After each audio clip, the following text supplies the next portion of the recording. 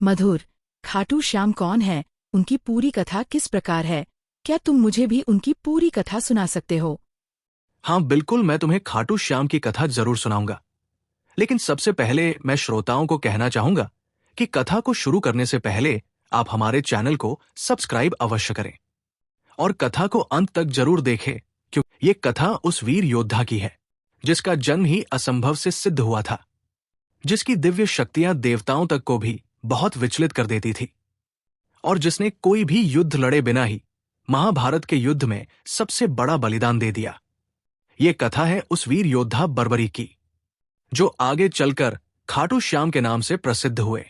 महाभारत का समय चल रहा था। पृथ्वी पर अन्याय अपने चरम सीमा पर था। राजाओं के बढ़ते अहंकार, भाइयों की एक दूसरे से दुश्मनी और सत्ता की भूख ने सारे ही आर्यावर्त को युद्ध की अग्नि में झोंक दिया था। इसी महाभारत के महायुद्ध के साए में पैदा हुआ एक ऐसा अनोखा बालक, जिसके भाग्य में लिखा हुआ था त्याग, तप और अमरता। महाबली भीम के पुत्र, जिनका नाम था घटोत्कच, जो अपने आप ही बहुत सी अद्भुत शक्तियों से संपन्न थे। उनका विवाह हुआ नागवंश की एक राजकुमारी से, जिसका नाम था अहिलावती। अहिलावती कोई साधारण स्त्री बिल्कुल नहीं थी। वे बहुत बड़ी तपस्विनी थी, शिव की भक्त भी थी और वे नागलों की राजकन्या भी थी। बहुत से वर्षों तक कोई संतान न होने पर अहिलावती ने बहुत ही कठोर तप किया। वनों में निवास करके बहुत कठिन व्रत रखकर उन्होंने भगवान शिव को प्रसन्न कर दिया। उसकी तपस्या से प्रसन्न होकर महादेव ने उसे ये वरदान दिया, तुम्हारा पुत्र बहुत बड़ा महायोद्धा होगा, वो युद्ध भूमि में भी सदा अजय होगा, परंतु उसका जीवन इस संसार में त्याग की मिसाल बनेगा। भगवान के इसी वरदान से जन्म हुआ था बर्बरीक का। बालक बर्बरीक सामान्य बच्चों के समान बिल्कुल भी नहीं था।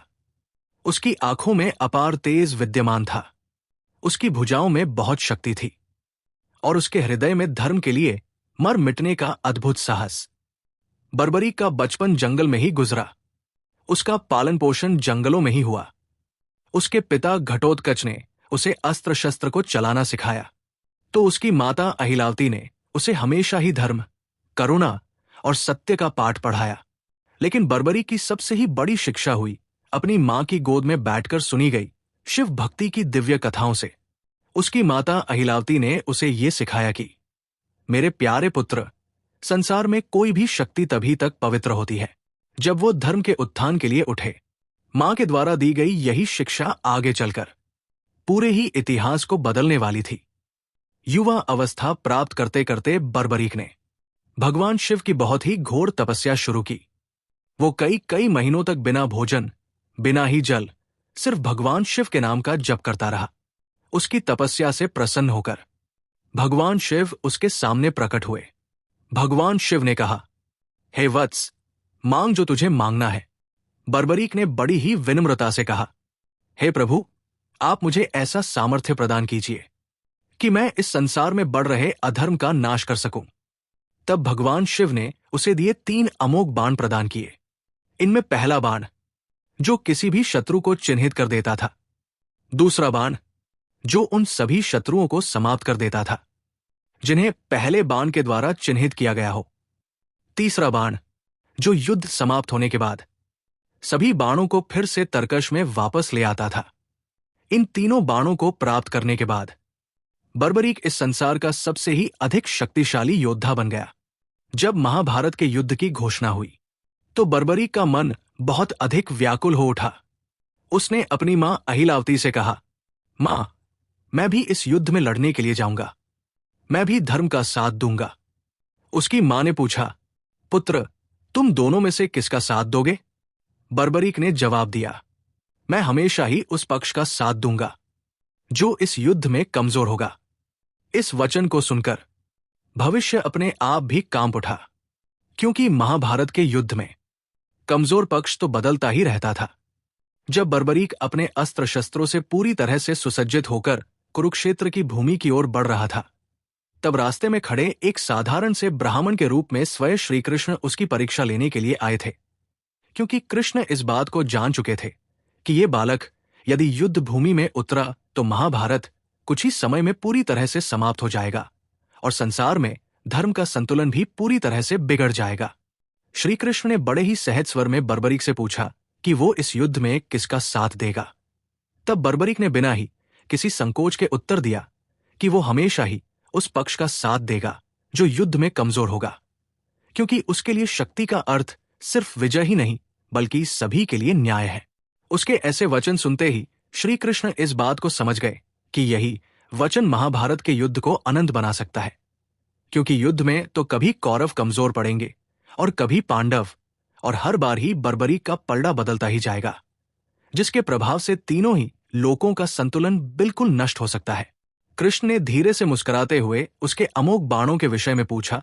तब बर्बरीक ने विनम्रता से बताया कि उसके तीनों बाण कभी निष्फल नहीं हुए हैं और यदि वह चाहे तो एक ही बार में संपूर्ण युद्ध को समाप्त कर सकता है। श्री कृष्ण जी ने उसकी बातों को सुनकर एक गहरी सांस लेते हुए उस पर दृष्टि डाली और कहा कि वे उसकी शक्ति की परीक्षा लेना चाहते हैं। और तब उन्होंने पास खड़े एक पीपल के वृक्ष की ओर इशारा किया और कहा कि यदि वास्तव वो वीर योद्धा है और उसके बाण अमोघ है तो वो से उस वृक्ष के सभी पत्तों को भेद कर दिखाए। तब बर्बरीक ने पहला बाण चलाया और वृक्ष के हर पत्ते को चिन्हित कर दिया और फिर दूसरे बाण से एक ही क्षण में सारे पत्तों को भेद दिया। लेकिन जब बर्बरीक तीसरा बाण चलाया तो वो बात सीधा श्री कृष्ण जी के चरणों में आकर ठहर गया, क्योंकि उस समय ब्राह्मण रूप में खड़े कृष्ण के चरणों के नीचे एक पत्ता दबा हुआ था। उस दृश्य को देखकर बर्बरीक समझ गया कि उसके सामने कोई साधारण व्यक्ति नहीं है बल्कि स्वयं नारायण खड़े हैं। तब बर्बरीक ने तुरंत अपना धनुष नीचे रखा और श्री कृष्ण के चरणों में गिरकर क्षमा याचना की। श्री कृष्ण ने अपने असली रूप में आकर कहा कि हे वीर, तुम्हारी शक्तियां अपार है। और तब श्री कृष्ण जी ने कहा कि यदि तुमने युद्ध किया तो धर्म की स्थापना नहीं हो सकती बल्कि धर्म सहार होगा। इसलिए तुम्हें धर्म की रक्षा के लिए युद्ध में ना जाकर उससे पहले एक ऐसा त्याग करना होगा जिसके फलस्वरूप युगों युगों तक तुम्हें याद किया जाएगा। बर्बरीक ने एक क्षण भी गवाए बिना कहा कि यदि उसके प्राण, शीश या उसका कोई भी बलिदान धर्म को बनाए रखने में काम आता है तो वो सहर्ष अपना सब कुछ समर्पित कर देगा। तब बर्बरीक ने कि उसके लिए श्री कृष्ण की आज्ञा ही उसका सबसे बड़ा धर्म है। तब श्री कृष्ण ने कहा कि उसे दान में उसका शीश चाहिए। ये सुनते ही कुरुक्षेत्र की युद्ध भूमि एकदम शांति छा गई और सभी सन्न रह गए। लेकिन बर्बरी के चेहरे पर कोई घबराहट या किसी प्रकार का शोक नहीं था। बस बर्बरी के चेहरे पर एक अलौकिक शांति थी। देखने से ऐसा लग मानो वो पहले से ही सब जानता हो कि उसका जीवन इसी समय लिए बना है। तब तुरंत बिना समय गवाए बर्बरीक ने अपने ही हाथों से अपना शीश काटकर श्री कृष्ण के चरणों में समर्पित कर दिया। और ऐसा दृश्य देखकर धरती कांप उठी और देवताओं की आंखों से भी आंसू बहने लगे और आकाश से फूलों की बारिश होने लगी, क्योंकि ऐसा त्याग त्रेता और द्वापर युग में भी किसी ने नहीं किया है। लेकिन शीश काटने से पहले बर्बरीक ने विनती की कि प्रभु उसे युद्ध देखने की अनुमति दी जाए।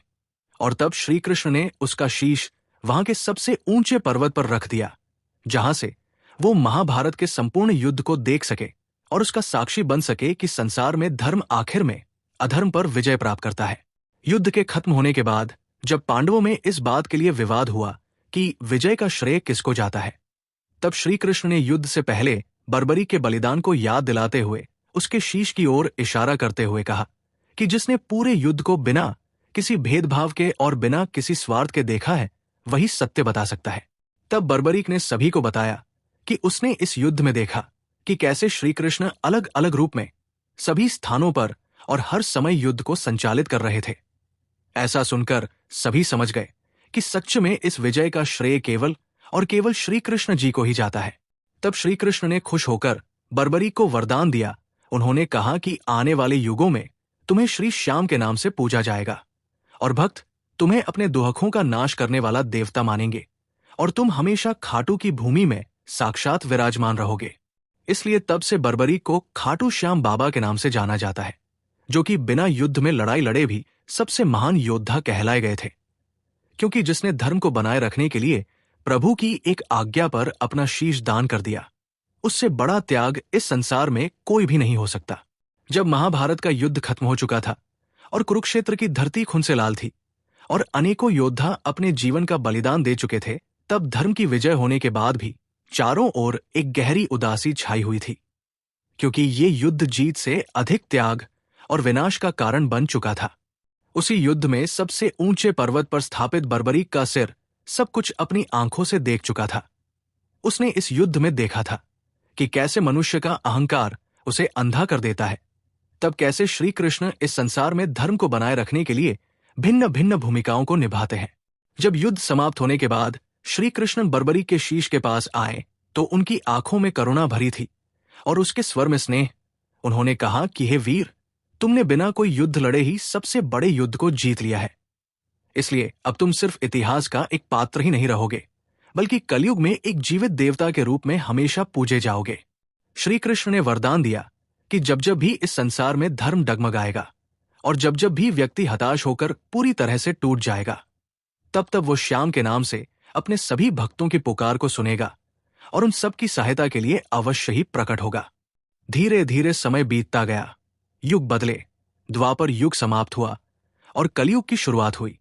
लेकिन बर्बरीक का वो शीश पृथ्वी पर अदृश्य हो गया, मानो वो किसी बहुत गहरे रहस्य में विलीन हो गया हो। बहुत ही शताब्दियां बीत गई और फिर एक दिन राजस्थान राज्य की रेतीली भूमि में बसे एक छोटे से गांव खाटू में एक बहुत विचित्र घटना घटी। जब एक ग्वाले ने धरती जोतते हुए अपने हल की नोक से धरती के अंदर किसी कठोर वस्तु को टकराने का अनुभव किया। जब उस जगह को खोदकर देखा गया तो वहां से एक बहुत ही दिव्य तेज से चमकता हुआ शीश प्रकट हुआ, जिसकी आंखों में वही करुणा भरी हुई थी, वही शांति विद्यमान थी और वही अलौकिक मुस्कान चेहरे पर बनी थी जो कभी कुरुक्षेत्र में बर्बरीक के चेहरे पर रहती थी। यह समाचार आग की तरह आसपास के क्षेत्र में फैल गया और जब उस जगह के राजा को इस अद्भुत घटना के बारे में पता चला तो उन्होंने अपने आप वहां पहुंचकर उस शीश को ससम्मान से निकलवाया। उसी रात उस राजा को स्वप्न में भगवान श्री कृष्ण ने दर्शन दिए और उसे आदेश दिया कि ये वही दिव्य शीश है जिसे उन्होंने स्वयं ही वरदान दिया था और अब इसे श्याम के रूप में वहां पर प्रतिष्ठित किया जाए। राजा ने अगले ही दिन पूरे विधि विधान के साथ उस शीश की वहां पर स्थापना करवाई और उसी दिन से वो स्थान खाटू श्याम के नाम से सब जगह प्रसिद्ध हो गया, जहां पर बिना किसी मूर्ति के सिर्फ शीश की ही पूजा होने लगी, क्योंकि ये देवता अपने शरीर का नहीं बल्कि अपने अपार त्याग का प्रतीक था। कलयुग में खाटू श्याम बाबा की अद्भुत महिमा धीरे धीरे चारों ही दिशाओं में फैलने लगी। जो भी अपना दुखी टूटा हुआ हृदय लेकर उनके दर पर आता, वो वहां से खाली हाथ कभी नहीं लौटता, क्योंकि श्याम बाबा उन सब लोगों के देवता है जो जीवन में हार मान चुके होते हैं। ऐसा कहा जाता है कि श्याम बाबा अपने आप कहते हैं कि जो भी इस संसार में हारा हुआ है वही मेरा सबसे सच्चा भक्त है, क्योंकि जीत का अहंकार तो मनुष्य को भगवान से दूर करता है और हार उसे भगवान की शरण में ले आती है। आज के समय में भी जब फाल्गुन का महीना आता है तो खाटू की पावन धरती लाखों भक्तों से भर जाती है। कोई नंगे पांव वहां पर आता है, कोई भगवान को दंडवत नमन करता है, कोई दुखी आंसू भी बहाता है, लेकिन उन सब में हर किसी की जुबान पर बस एक ही नाम होता है, श्याम बाबा। ऐसी भी मान्यता है कि खाटू श्याम वही देवता है जो भक्तों से पहले ही उनके दुख दर्द को समझ लेते हैं, इसलिए उनके दर पर किसी प्रकार के शब्दों की नहीं बल्कि एक सच्चे मन की जरूरत होती है। जब भक्त जीवन में हार मानकर ये कहता है कि अब कुछ भी नहीं बचा, तभी श्याम बाबा धीरे से मुस्कुराकर कहते हैं कि अब मेरी बारी है, क्योंकि संसार में जो व्यक्ति अपना सब कुछ खो चुका होता है वही वास्तव में भगवान को प्राप्त कर सकता है। खाटू श्याम की दिव्य कथा हमें यह सिखाती है कि अपने जीवन में सबसे बड़ा युद्ध तलवारों से नहीं बल्कि अहंकार से ही लड़ा जाता है, और जो अपने अंदर के अहंकार का शीश भगवान को दान कर देता है वही वास्तव में सबसे बड़ा विजयी होता है। बर्बरीक ने अपना शीश देकर इस बात को सिद्ध कर दिया कि शक्ति का सबसे सर्वोच्च रूप त्याग है, और उसी त्याग के कारण वो आज के समय में भी जीवित है। वे करोड़ों लोगों के दिलों में बसे हुए हैं और कलयुग के सबसे ही जागृत देवता भी कहलाते हैं। इसलिए जब भी आपके जीवन में अंधेरा गहराने लगे, सभी रास्ते बंद होते हुए दिखें और आपका मन हार मानने लगे, तब एक बार खाटू श्याम बाबा को अवश्य ही याद कर लेना, क्योंकि जो बिना कोई युद्ध लड़े संसार में अमर हो सकता है वो तुम्हारी हार को भी जीत में परिवर्तित कर सकता है। यही है खाटू श्याम बाबा की संपूर्ण दिव्य कथा, जो सिर्फ सुनने के लिए नहीं बल्कि अपने जीवन में उतारने के लिए भी है, क्योंकि श्याम बाबा का दरबार सिर्फ मंदिर ही नहीं बल्कि इस संसार में टूटे हुए दिलों का आखिरी सहारा भी है।